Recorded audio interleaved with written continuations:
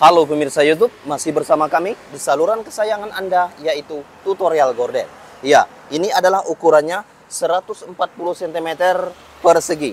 Artinya, dikeliling bahan ini adalah 140 cm, 140 cm, 140 cm, dan 140 cm.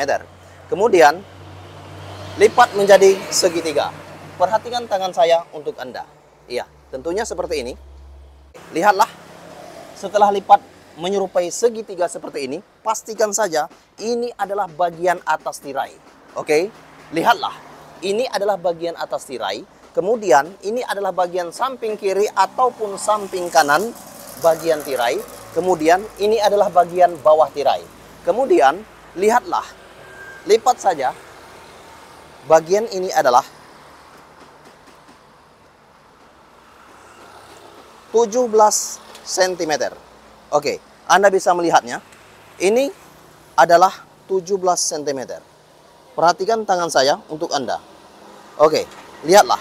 Lipatan ini adalah bagian atas, yaitu 17 cm. Oke, saya akan menggarisnya.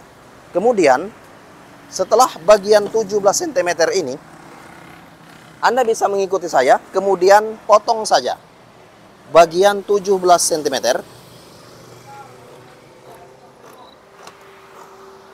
Perhatikan tangan saya untuk Anda. Oke. Setelah itu,